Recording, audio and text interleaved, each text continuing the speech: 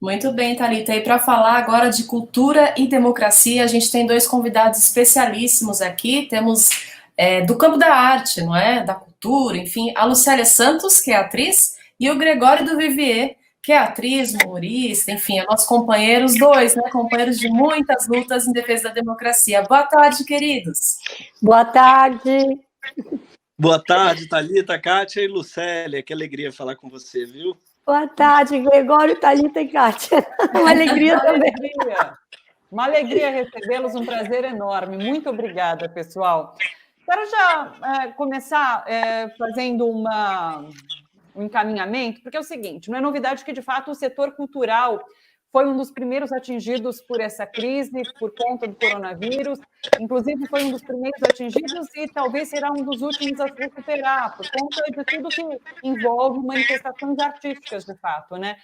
Com muito custo, acabou saindo auxílio emergencial para os trabalhadores e trabalhadoras do setor, o Congresso se articulou, a oposição principalmente pressionou para que esse auxílio saísse para ajudar essas pessoas que trabalham no setor artístico. Apesar de tudo isso, a classe artística tem se manifestado, apesar de toda essa dificuldade, tem se mobilizado, tem se manifestado, tem gritado fora Bolsonaro por aí. Eu queria que vocês falassem um pouco sobre essa participação dessa classe artística nesse momento tão importante e tão trágico e tão triste. Vamos começar com a Lucélia e depois vem o do Vivier, pode ser? Claro. Aí começa com o do Vivier. Muito bem, olha. Eu vou falar fora Bolsonaro. A classe artística, os artistas, de um modo geral, por natureza, pela própria natureza do exercício do seu trabalho, da sua profissão, que é criativa, que é sensibilidade, que é emoção, que é inteligência, imaginação, vive a partir da liberdade. Arte, cultura e artista é liberdade. Não existe possibilidade de haver criação em situações de opressão, de censura, de desgaste da base democrática do ser humano e do ser artista. Então, assim, de um modo geral, com raras exceções, os artistas são progressistas, lutam pela liberdade, lutam pelo seu espaço na sociedade, seja na conjuntura que for. Nunca tivemos uma conjuntura tão azeda, tão ruim, ácida, maléfica, como essa. É uma situação de ditadura de extrema-direita, quer dizer, os artistas já veem isso desde o Temer. Eu gosto sempre de lembrar que a primeira canetada que o Temer deu quando a Dilma foi impedida foi acabar com o Ministério da Cultura. Vocês se lembram disso? Então, os artistas estão na mira desse povo que acha que nós somos comunistas e que acha que toda a culpa da sociedade ser de esquerda, ou os artistas são de esquerda, os artistas não prestam, os artistas desestabilizam. Por quê? Porque nós somos livres, nós pensamos, e sem essa matéria, liberdade e pensamento, não há o que nós possamos fazer na nossa vida, no nosso trabalho, do nosso trabalho. Então, nós somos os primeiros a ser atingidos e nós provavelmente seremos os últimos da cadeia pública a voltar ao trabalho de uma forma relativamente normal. Mas o que eu quero te falar, só para concluir essa questão da arte, é que, surpreendentemente, na gestão do Bolsonaro nesse primeiro ano, ele bateu forte nos índios, invadindo suas terras antes da chegada da pandemia, matando lideranças indígenas e dos extrativistas e dos quilombolas. Eu preciso falar isso porque eu, pessoalmente, imaginei que o fascismo vinha no governo Bolsonaro em cima do MST, também a questão da terra, também a coisa mítica do Brasil, a terra. Eu achei que o Bolsonaro ia chegar invadindo e batendo no MST. Não, eles escolheram os índios, porque eles acham que os índios não têm o direito à terra. E nós estamos numa luta inicial de defender a ideia de que isso é um direito constitucional. E agora, some-se a isso a desgraça do Covid-19, que colocou os índios que já estavam sendo invadidos, maltratados, violentados, violados nos seus direitos, de uma situação ainda mais precária, mais vulnerável, sem hospitais, sem alimentação, eles às vezes estão a 1.000 quilômetros do hospital mais próximo. Então, eu preciso falar isso, porque agora os artistas estão apanhando até menos do que os indígenas, e os extrativistas e os povos da floresta. Por quê? O Salles já falou, porque estão passando com a boiada. Então, eu queria só fazer essa abordagem rapidamente, tá? Claro. Antes de passar para o do Vivier, quero ouvi-lo também. A gente recebeu um comentário aqui do Carlos Antônio dos Santos. Ele falou: viva Lucélia, essa é guerreira e está sempre na luta. Recado para a Lucélia. Do Vivier, eu queria te ouvir também em relação ao protagonismo da classe artística, de se colocar, de se posicionar nesse governo que a gente tem atualmente. E a Lucélia trouxe essa questão dos indígenas no seu programa, no Greg News. Você trouxe também esse debate sobre a questão indígena recentemente, né? Você falou também sobre isso, sobre os ataques e sobre essa situação extremamente complicada que os indígenas passam, inclusive com risco de genocídio dessa população, né? Queria que você falasse, então, sobre classe artística e um pouquinho também sobre a situação dos indígenas. Perfeito. Perfeito, adorei ouvir a Lucélia aqui falando, e eu acho que é exatamente isso. Eu acho que os artistas foram realmente os primeiros, sempre são, não é, a sofrerem essa canetada, tanto do Temer quanto do Bolsonaro. O Bolsonaro se elegeu com um discurso anticultura, não é? Ele se elegeu contra a classe, contra a categoria, por isso nunca esperei nada de nenhum ministro da cultura, nem ministro né? Nenhum secretário da cultura, e não é diferente com esse último, não espero nada, porque ele é secretário da cultura num governo que abomina a cultura. Então, se por acaso ele vier a fazer um bom trabalho, ele será demitido, porque a tarefa dele ali é precarizar o setor. É por isso que ele está ali. Ele é um secretário da cultura anti-cultura. E indígenas é a mesma coisa. O Bolsonaro é o que a gente falou no último Greg News. Ele aparelhou, ele destruiu, não é, a FUNAI por dentro, separou em dois a FUNAI e quebrou qualquer forma de proteção que o índio pudesse ter, né? O indígena hoje ele está completamente desprovido, tanto do CESAI, que era o espécie de SUS indígena, né?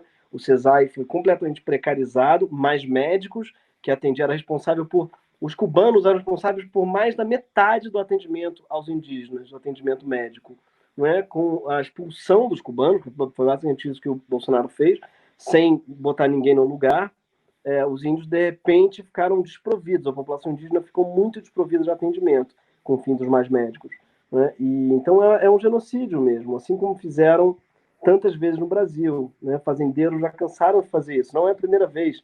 Antigamente, distribuíam roupas infectadas com varíola para os índios. E hoje, durante um tempo, chegaram a jogar de helicóptero brinquedos infectados com sarampo para as crianças indígenas morrerem.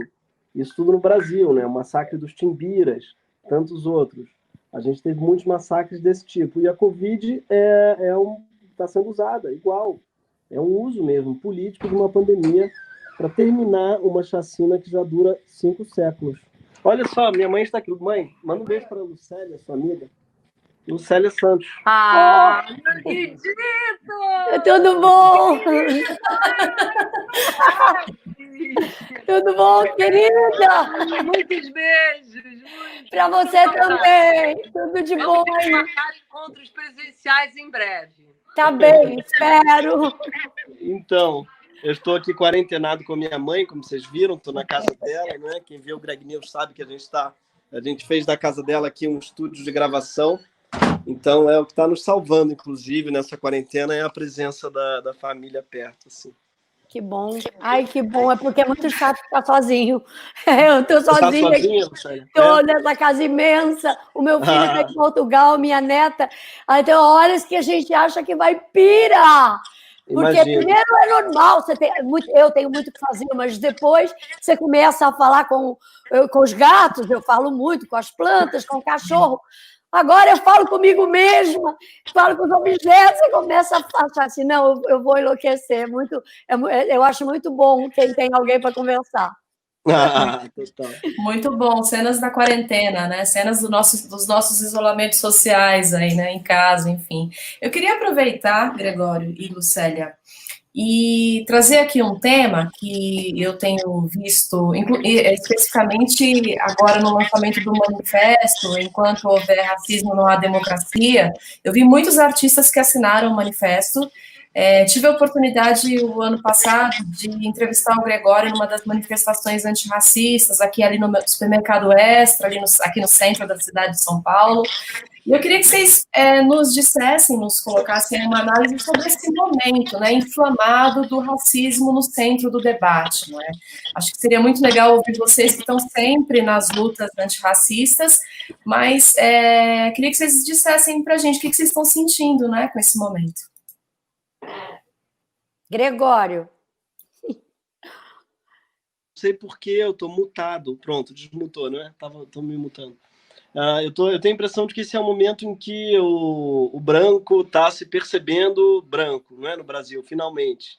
O branco, no Brasil, ele se achava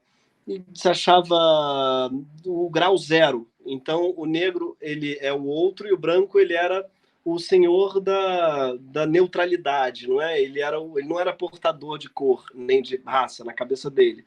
E o momento em que você se percebe carregando a branquitude, é um momento muito fundador mesmo, no sentido de, uau, então é isso, eu sou branco. O que isso significa? Significa que eu tenho atrás de mim séculos de privilégio. Significa que tudo que eu conquistei na minha vida foi também porque eu sou branco. Claro que tem mérito envolvido, mas misturado com um puta privilégio. Esse momento de se perceber portador de um privilégio gigantesco, de se perceber pertencendo a essa categoria da branquitude, é uma descoberta muito fundadora e revolucionária, no sentido de que ela envolve um monte de outras coisas, porque não é só perceber, é também entender o que é que eu vou fazer agora com esse privilégio, não é?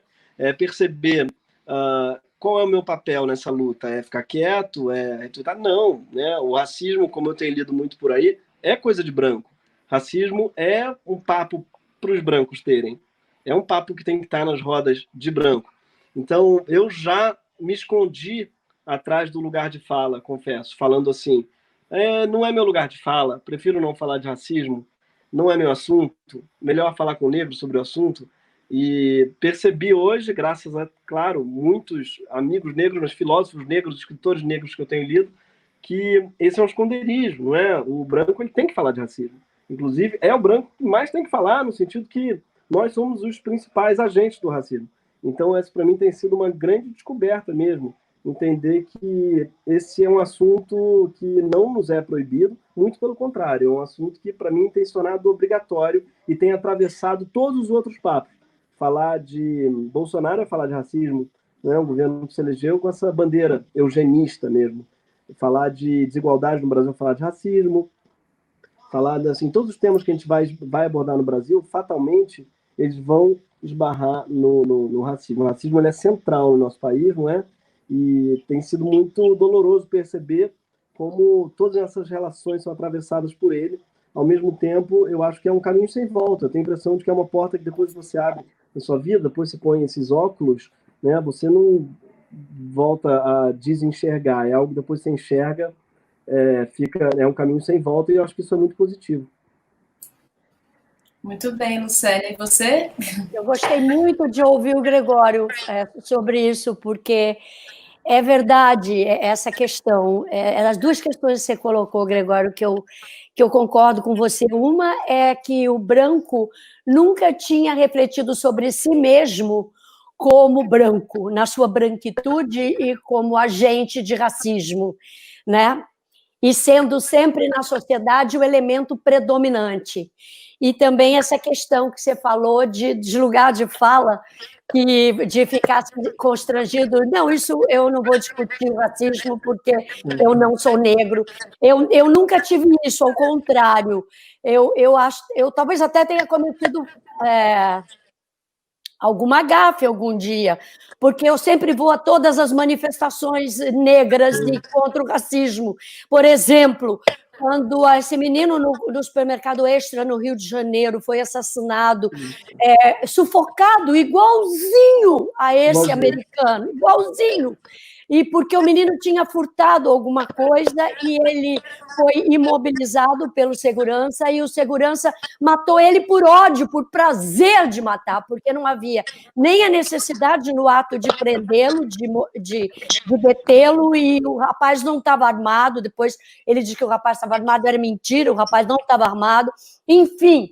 E naquele momento eu fui para uma manifestação na porta do Extra, e umas amigas minhas brancas diziam: ué, mas você vem, tudo bem a gente ir? Eu falei: é óbvio, a gente, como sociedade, tem que gritar numa situação dessa, porque isso é uma situação extrema, uma situação completamente absurda. A gente tem que lutar contra o racismo.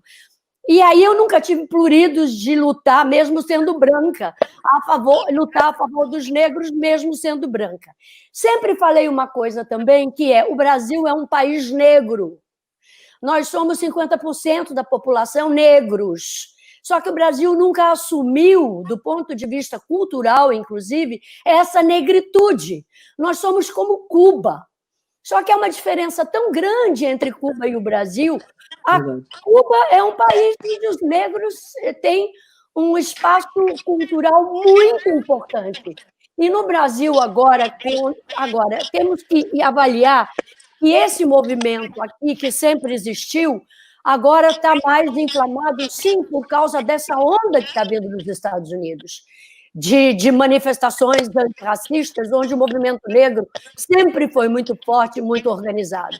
E só para concluir, também em relação à fala do Gregório, eu queria dizer que a gente não pode, com relação à branquitude e à negritude, a gente não pode escapar de avaliar a questão da sociedade, da pirâmide social.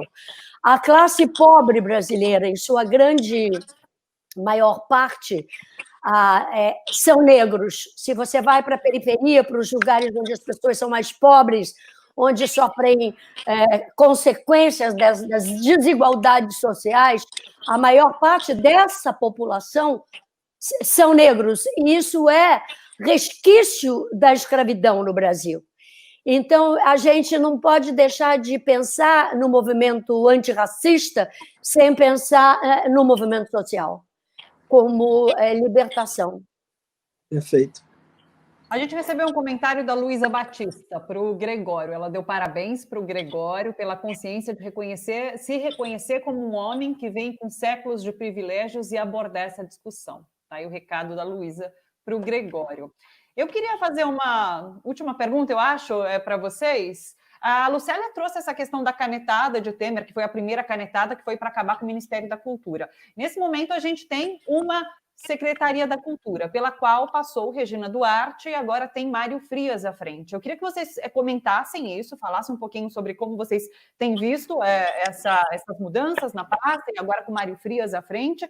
E também você comentou, Lucélia, de que essa retomada do setor cultural será uma retomada difícil. E será ainda mais difícil tendo uma secretaria que, de fato, não age ali, né, onde precisa e não atua no que deveria. Então, eu queria que você falasse um pouco sobre essa situação. Vamos falar, Lucélia, primeiro e depois com o Gregório, pode ser? Inicialmente, quando você falou na questão de se discutir a Secretaria de Cultura, eu quase que disse assim, não há o que falar sobre isso, o Gregório já definiu isso, o cara, se for fazer um bom trabalho, ele vai ser demitido, ele está lá para fazer um mau trabalho, ele está lá para atrapalhar, para tornar ainda mais difícil a vida dos artistas. Então, a Secretaria de Cultura no governo Bolsonaro é para ferrar com os artistas, é para não nos deixar ir adiante, não nos deixar passar. Foi uma grande vitória a Lei Aldir Blanc, que foi assim capitaneada pela Benedita da Silva, pela Jandira Fegali, que tem um grande valor na aprovação. Agora, tem que botar em prática essa lei e eles têm que pagar o dinheiro prometido, porque aí nós estamos falando da classe artística, de todo o que tem no entorno e nos bastidores dos trabalhadores de cultura e de arte que estão já no sufoco, num certo nível social da pirâmide cultural também, os técnicos e o pessoal do SET e toda essa gente está precisando urgentemente receber essa ajuda emergencial. Com relação à Secretaria de Cultura, eu não tenho, portanto, nenhuma expectativa. E por isso também, sem dúvida alguma, é que a nossa situação fica cada vez mais empurrada para diante, porque tem tanta coisa que se resolver antes de chegar lá nos artistas. Eu acho a nossa situação bem complicada e eu te confesso que eu me preocupo bastante com isso, porque a gente tem que voltar a trabalhar logo, a gente pode sobreviver um tempo sem trabalhar, mas não todo o resto da vida, né? A gente tem que arregaçar as mangas e ir à luta. Gregório, fala pra gente também, o que você achou? Perfeito, esse ponto que a Lucélia apontou. Eu acho que a cultura não é à toa que é um setor tão combalido, porque nosso setor, nossa profissão se confunde com a política. Eu acho que arte e política arte e ativismo, pelo menos, são sinônimos em algum lugar. Todo artista que se preze, pelo menos, é uma forma de ativista. É uma pessoa que está dizendo algo, está aglomerando pessoas em torno de uma causa, e toda a história, no fundo, serve para comover, no sentido de mover junto. Um artista é um sujeito que, seja no teatro, seja no cinema, seja na novela, consegue reunir pessoas em torno de uma narrativa, encantá-los e levá-los de um lugar para o outro. Daí o verbo comover, não é? De mover coletivamente. Então, um artista comove um país.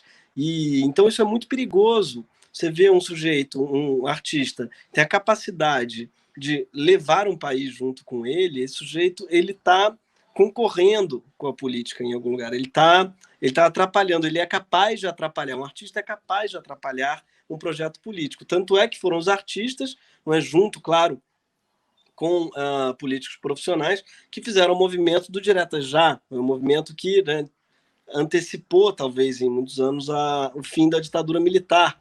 Foram também os artistas que incomodaram muito a nossa ditadura militar, e nós, artistas, que têm incomodado muito esse governo em todas as áreas, né? E a arte, ela sempre foi nossa tecnologia de ponta no Brasil. A arte sempre foi aquilo que a gente exportou para o mundo, muito antes que a soja, muito melhor que a soja, inclusive. Né? A nossa tecnologia primordial sempre foi a arte, seja através das novelas, que a Lucélia representou tão bem, levando o Brasil, nossa narrativa, para o mundo inteiro, não é? Para os 5 continentes, seja através da música, com a bossa nova sendo tocada em todos os cantos do mundo, ou da nossa literatura de Jorge Amado, ou da nossa... O Brasil sempre foi um país muito querido e bem quisto no mundo todo por causa da arte. É e verdade. se hoje, não é assim, o nosso soft power, para usar um termo em inglês, ele se deve à arte. Nunca nenhum ministro da Cultura, que eu saiba, tocou na ONU, como Gilberto Gil, que, aliás, fez aniversário essa semana. Não é? Nunca um país foi tão querido mesmo, unânime, em termos de carinho. Né? Você, como brasileiro, você sabe, pode ir para qualquer lugar do mundo, as pessoas vão abrir um sorriso quando te veem. E esse sorriso se deve a gente ser um país que exportou sempre a nossa cultura com muito sucesso. As pessoas amam nossas músicas, não amam. Você vai para Cuba, né, para dar um exemplo, você falou de Cuba, você vai para Cuba e o cubano fechado para o mundo dela, né, até hoje e tal, ama nossas novelas e canta. Cara, eu encontrei um cubano, eu sabia já do Roberto Carlos e tal, mas eu não sabia que é tão além, porque eu encontrei um cubano e todos na época estavam cantando para mim: Estou haciendo amor com outra persona. Cara cantando Alexandre Pires. Amam Alexandre, todos falam assim, a nossa cultura ela é exportada em todas as suas formas. É a novela, mas é também o pagode, é a literatura, é o Paulo Freire, não é? É a nossa tecnologia de educação. Então, eu tenho muito orgulho do nosso país e da nossa cultura, e eu acho que é o que a gente tem de melhor. E acho uma pena que ela não seja considerada um setor estratégico, ou melhor, que ela seja considerada um setor estratégico. Ao contrário. Exatamente, e por isso mesmo seja tão temida, porque acho que ela é muito estratégica. É a cultura que ensina as pessoas a serem cidadãs. E é isso que a gente precisa mais do país do que tudo, né? Se entender como cidadão, assim. E então eu acho que é por isso que ela incomoda tanto mesmo. Ela forma cidadãos e ela mostra o Brasil gigante. É o maior que ele pode ser, né? A cultura é que nos faz gigantes. E esse governo quer a gente pequenininho, ele quer a gente submisso. né? Brasil acima de todos, só se for na lista dos mortos do Covid, porque em todo o resto a gente está abaixo dos Estados Unidos para ele, né? Para o Bolsonaro, a gente é um capacho, um quintal maltratado de um país, né, uma colônia mesmo. E o que torna a gente império, a única coisa que nos tornou império foi a cultura até hoje. A gente recebeu um último comentário da Luciana Figueiredo. Ela concordou com a visão da Lucélia, da Secretaria de Cultura, e ela disse ainda assim, olha, na educação também, estão lá para atrapalhar e para privatizar, né? Lucélia, Gregório, eu agradeço demais a participação de vocês, muito obrigada, é um prazer poder conversar com vocês aqui. É só agradecimentos. Obrigada, pessoal. Obrigada, beijo. Beijo, Gregório. Beijo. Um beijo, Lula livre. Lula livre e fora Bolsonaro. Aqui uma coisa, porque a gente fala muito fora Bolsonaro, e eu concordo, só que eu acho que os últimos dados é além. Acho que a gente tem que começar a pedir Bolsonaro na cadeia, porque tudo que ele tem cometido são crimes mesmo. Então, eu sou antipunitivista, todos somos, mas, ao mesmo tempo, o sujeito está obstruindo a justiça e está sendo um exemplo de impunidade para o país todo. Então, Bolsonaro na cadeia. Um grande fora abraço. Bolsonaro, genocida. Genocida. Um abraço. É isso, fica o recado. Valeu, pessoal. Beijo, até a próxima. Tchau, tchau. Obrigada.